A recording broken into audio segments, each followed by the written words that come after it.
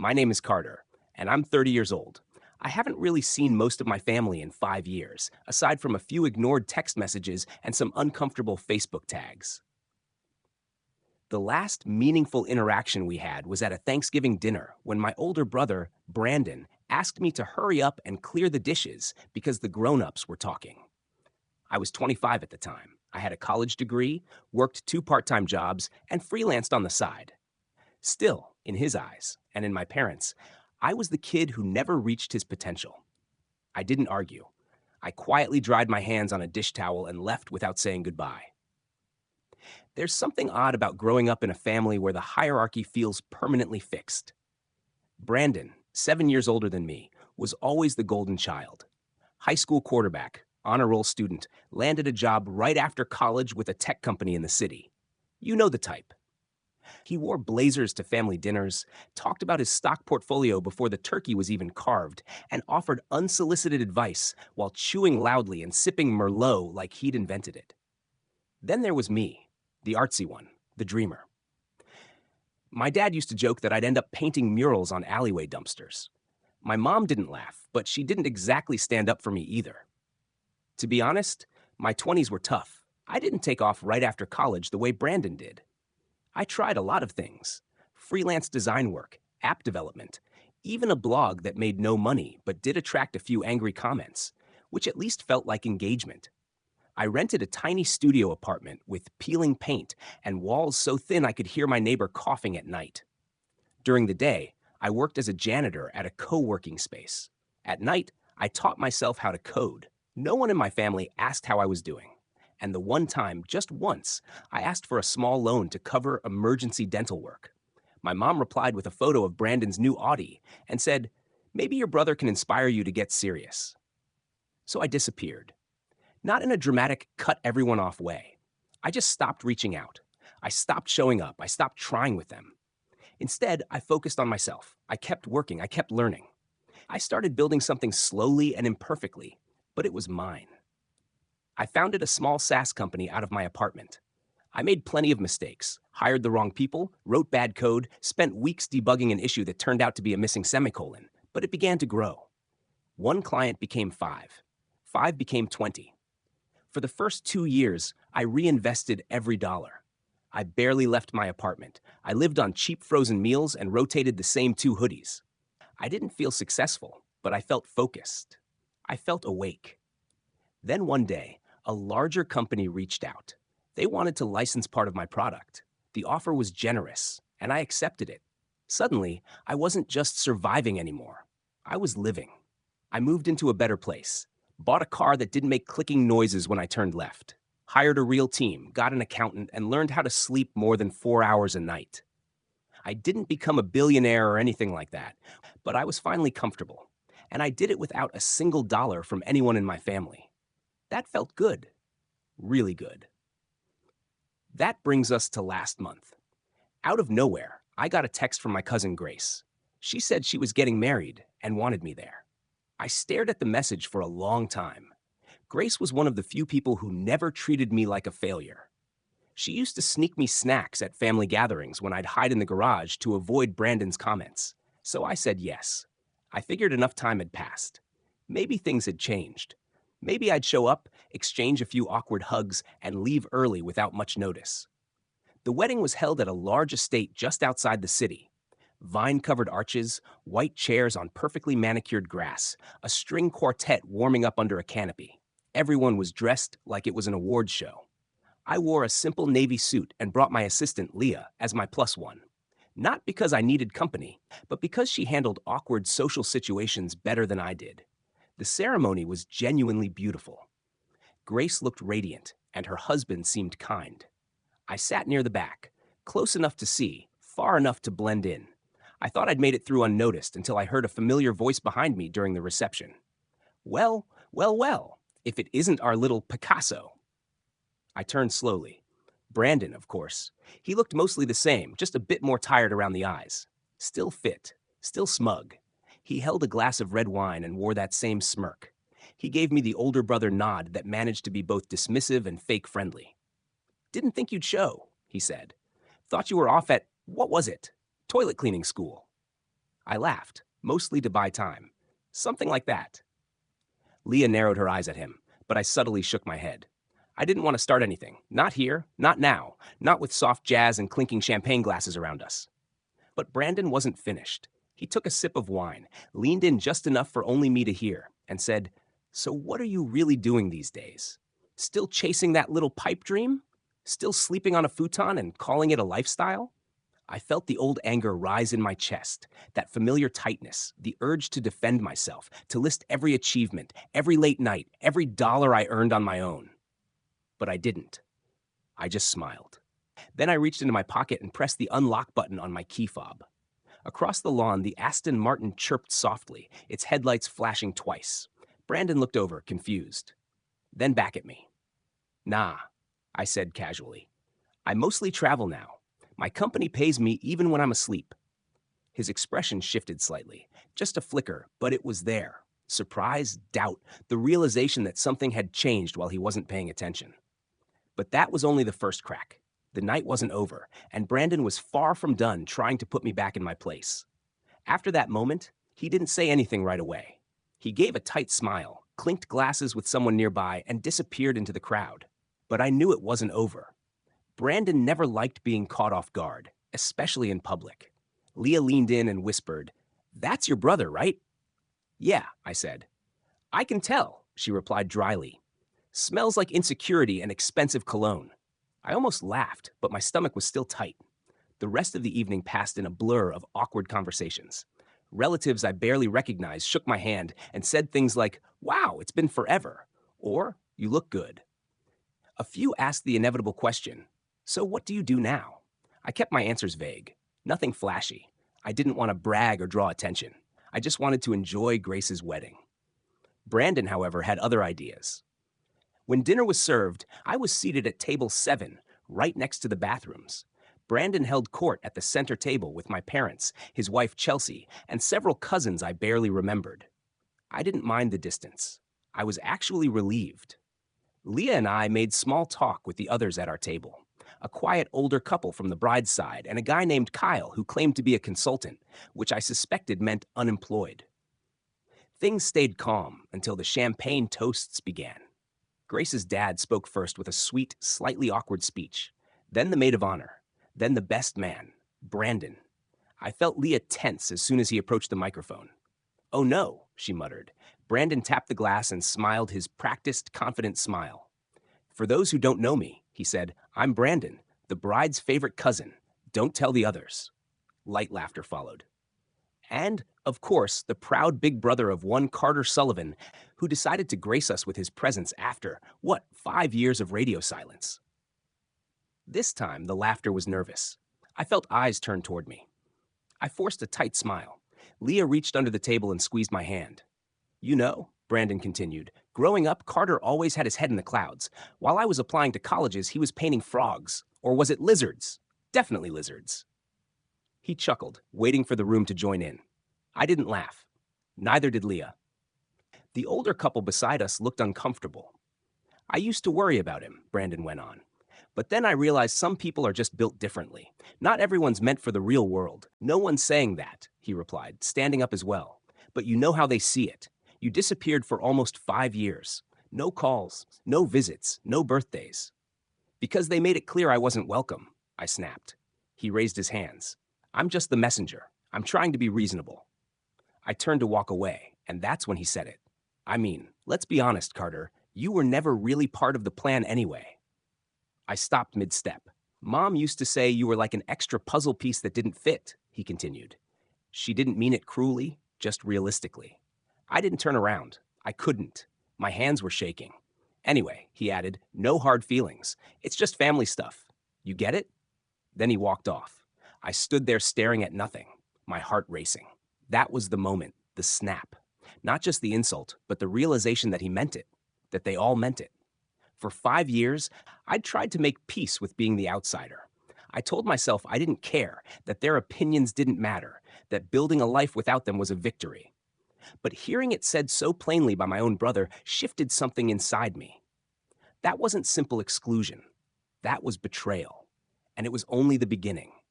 Because what Brandon didn't know, what none of them knew, was that I had something they didn't. I had leverage, and I was done being the quiet brother. When I returned to the reception hall, something in me had gone still. Not the calm kind of quiet. This was the kind that comes before anger fully registers, like covering a fire so no one sees the heat underneath. Leah looked up from her seat near the bar and gave me a concerned look. She didn't ask questions. She just set her phone down, handed me a glass of water, and waited. "I'm fine," I said. It was a lie. The music had shifted to an upbeat pop remix. Drunk uncles were doing the cha-cha slide like their knees didn't hurt. I watched it all as if it belonged to someone else's life. Grace spotted me across the room and hurried over in heels. "Hey, where did you go? Everyone's asking where the hot guy with the Aston Martin disappeared to." I forced a smile. "Just took a walk." Her expression softened.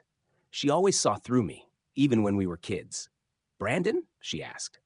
I didn't answer. I didn't have to. She sighed. "I'm sorry. I didn't know he was going to." "It's fine," I cut in. "It's your night. Don't let him ruin it."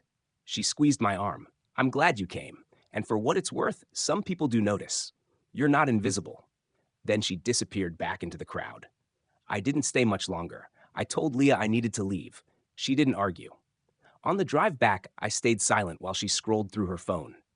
About halfway to the hotel, she finally spoke. "You know, it's okay if you're not okay." I tightened my grip on the steering wheel. "I mean it," she said. "You don't always have to pretend everything rolls off you." I nodded.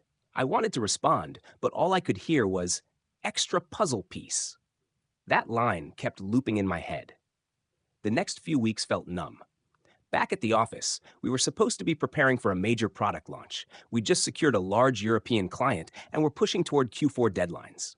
The team was energized. The momentum was real. And still, I couldn't focus. I'd stare at lines of code and forget what I was fixing, miss meetings, snap at Leo for no reason, then apologize minutes later.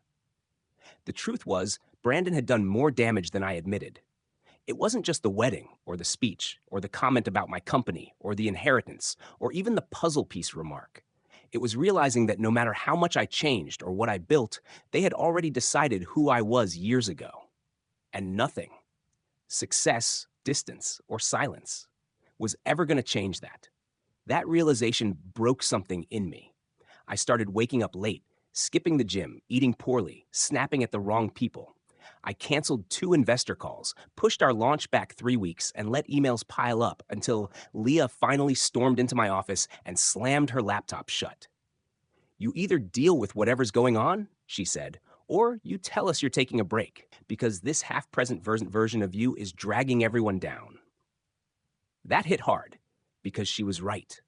And worse, the last time I felt this way, I was cleaning toilets, skipping meals to pay rent, and wondering if I even had a future. Now I was sitting in a multi-million-dollar startup office with 12 employees and a year of runway, feeling like a fraud. That night, I didn't go home. I stayed at the office, staring out at the city lights, trying to understand what was wrong with me. Around midnight, I started digging through old email folders, from back when the company was just an idea in a shared document. I found the first invoice I ever sent, $50 for a custom widget. The first rejection email I received, 3 words, "not a fit." Then the first message from a stranger that said, "Hey, I love what you're building." That one stopped me. I remembered that night clearly. I'd been eating canned soup, watching YouTube tutorials on app architecture, thinking about quitting. That email had landed like a spark. It reminded me that someone, somewhere, saw value in what I was doing, even if they didn't know me. I stayed up until 3 in the morning, rereading old notes, user feedback, blog comments, pitch decks, even typo-filled drafts. I reconnected with something I hadn't felt in a long time. Purpose. Not revenge. Not proving anyone wrong. Not outshining my brother. Just building something meaningful. The next day, I called an all-hands meeting. I told the team we were done stalling. We were launching on time, even if it wasn't perfect. We'd tightened the UI in version 2, but for now, we needed to ship. I apologized to everyone, especially Leah. I admitted I'd let personal issues spill into work, that I'd been distracted, and that it wouldn't happen again. I expected skepticism. Instead, something shifted. Maybe they saw the drive again. Maybe they'd just been waiting for someone to call us back into motion. Either way, we rebounded. 3 weeks later, we launched, and it worked. The European client brought in 2 more referrals. One of our tools was picked up by a mid-sized marketing firm in Toronto. Then someone on TikTok posted a video about how our app transformed their workflow. Subscriptions tripled in 2 days. I finally smiled again, genuinely. We held a small office celebration, nothing big, just pizza, soda, and very bad karaoke. I stood there watching my team sing wildly off key and felt something I hadn't felt in years: belonging. Not because of my last name, not because of a seat at a family table, but because I'd built something from the ground up and people chose to be part of it. I didn't need Brandon's approval. I didn't need a toast or a center seat. I had my own table. Still, I couldn't pretend the betrayal was gone. My parents never reached out after the wedding. Not even a message asking if I got home safely. Then one day, an envelope arrived in the mail. No return address. Inside was a single page, a draft of the updated family trust. Brandon was listed as sole executor. My name wasn't there. Not even in a footnote. I stared at it for a long time. Then I folded the paper, placed it in a drawer, and locked it. Not because I was letting it go, but because I wasn't going to let them decide what happened next. They wanted to remove me from the story. Fine. I wanted to see how it felt when the story started moving without them, too. I didn't open that drawer for 6 weeks. Not because I forgot it was there, but because I couldn't. I felt the weight of that folded paper every single day, sitting in the back of my mind like a splinter lodged too deep to pull out, but too irritating to ignore. I went back to work and kept things normal. I ran meetings. I traveled. I expanded the company's infrastructure. We rolled out new features, hired 2 additional developers, and started conversations with an angel investor who had previously backed 2 unicorns. From the outside, I was doing better than ever, probably at the highest point of my life so far. But internally, the tension never left. It stayed constant, low and steady. That envelope made one thing clear. They weren't just ignoring me anymore. They were erasing me. That's when something shifted. I didn't need their approval. I didn't want it.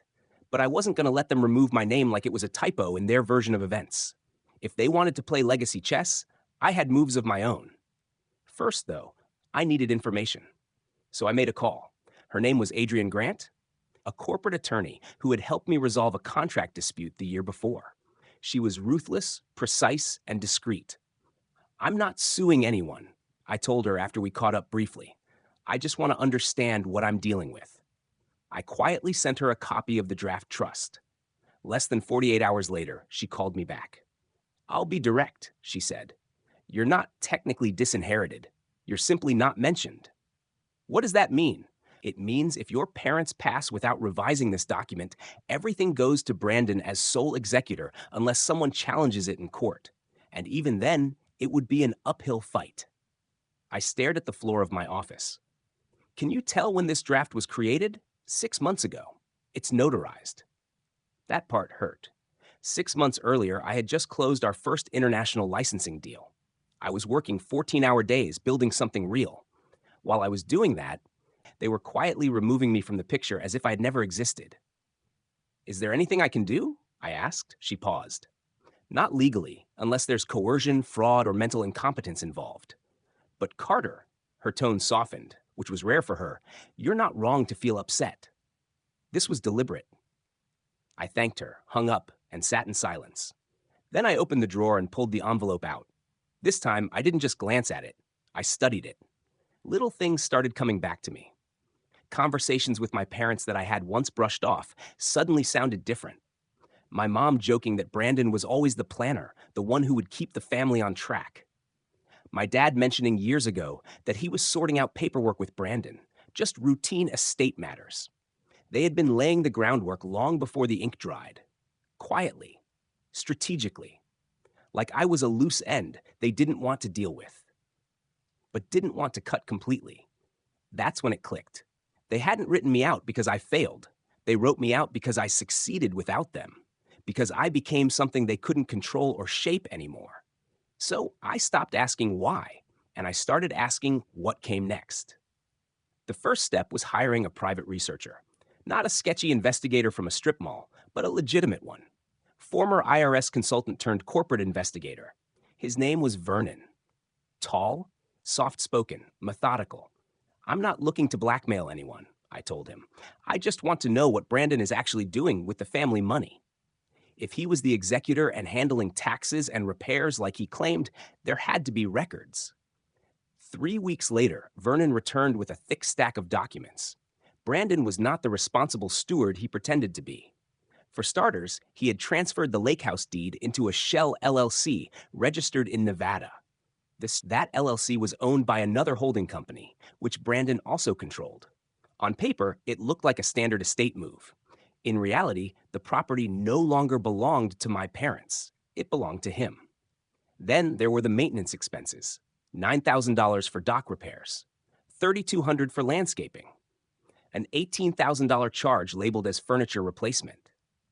The vendors existed, but Vernon traced two of them back to side businesses owned by Brandon's friends. He was funneling family assets for personal gain.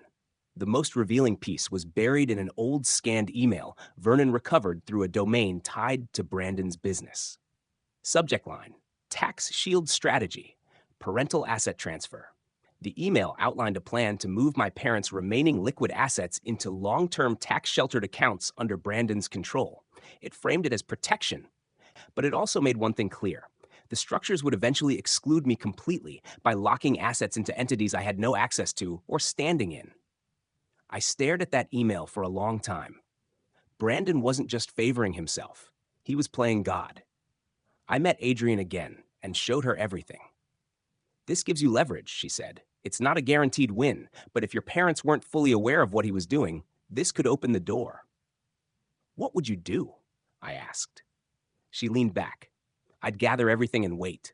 Wait for what? For the moment he thinks he's untouchable. So that's what I did. I didn't confront anyone. I didn't send warnings or make scenes. I stayed quiet, focused on work, and waited. But I did start laying groundwork.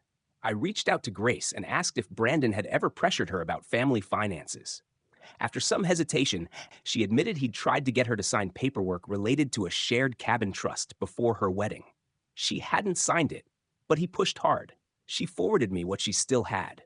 Then I called my aunt, my mom's sister, under the excuse of checking in after her surgery. We hadn't spoken in years, but she opened up quickly. Eventually, I asked who was managing my parents' finances. "Oh, Brandon's got all of that locked down," she said, not approvingly. "Your father treats him like a CPA. I'm surprised your name isn't in the will." "It isn't," I said quietly. She went silent. "That's not right, Carter." I didn't push further. I didn't need to. All I needed was to shift the balance. So I RSVP'd to the next family gathering, my father's retirement party, hosted by Brandon at the lake house, the same one my parents technically no longer owned. I knew Brandon would use the night to show off his control. That was exactly what I needed. I arrived late on purpose. The sun was setting over the lake as I parked down the road and walked in calmly.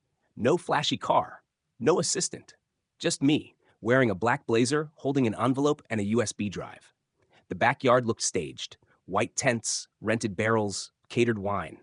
My dad stood in the center of the group while Brandon spoke into a wireless microphone. "And now," Brandon said, "as Dad retires, it's time to pass on the torch, not just of assets, but of legacy." Then he saw me. I stepped forward as the laughter faded. "Before we continue," I said, holding up the USB drive, "I thought I'd share something relevant." I plugged it into the projector. The screen lit up. Deed transfer, vendor invoices, emails. I didn't narrate. I let the documents speak. "Did you know the lake house isn't in your name anymore?" I asked my father. Silence. My mom's voice shook. "Is this true?" Brandon hesitated. That pause said everything. "Yes," he admitted. My mother slapped him. Not violently, just enough to stop the room cold. "You took advantage of us," she said. The room shifted. Brandon's confidence collapsed without me raising my voice. I handed my father a packet. "Have your lawyer review it." The fallout came quietly. Days later, my dad met me for coffee. "I was wrong about you," he said. He handed me a letter. The trust had been revised. Brandon was out. I was named co-executor alongside a neutral third party. I didn't need everything back. I just needed my place acknowledged.